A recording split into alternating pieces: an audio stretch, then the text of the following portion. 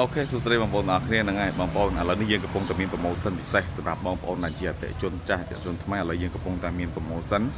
ណារាល់បងប្អូនទិញផលិតផលបំបត្តិក្លិនស្បែកជើងក្លិនស្រោមជើងក្លិនឃ្លីបរបស់ខ្ញុំដើម្បីយកទៅប្រើមិនថាប្រើបំបត្តិក្លិនស្បែកជើងក្លិនស្រោមជើងក្លិនជើងបងប្អូនឲ្យជួយទៅពាក់ជើងប៊ូជើងប៉ាតាស្បែកជើងក្លុបឬក៏ស្បែកជើងកែឡាទេ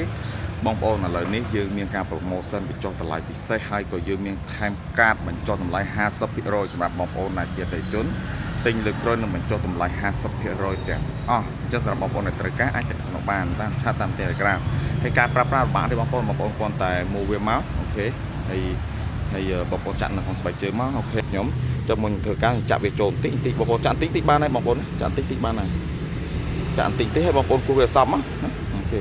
បងប្អូនគួរសពចាំពាក់វាណាអូខេអញ្ចឹងស្បែកជើងខ្ញុំអត់មានធំជូរធំប្អូនទេជាពិសេសបងប្អូនណាគាត់ណាពាក់ស្បែកជើងខាងខែភ្លៀងផងពាក់ទៅដោះមកធំប្អូនអត់ស្ងួតអីបងប្អូននេះសាកប្រើជាមួយនឹងផលិតផលសាមបាត់ក្នុងស្បែកជើងខ្ញុំធានាជូនដល់អ្នកគ្នាឥឡូវកំពុងមានប្រូម៉ូសិនបងប្អូនធានាជូនប្រើម្ដងអត់ត្រូវធានាពេលលើជូនវិញអូខេត្រូវការអាចឆាតតាម Telegram ឬក៏ឆាតតាម Page អូខេអរគុណច្រើន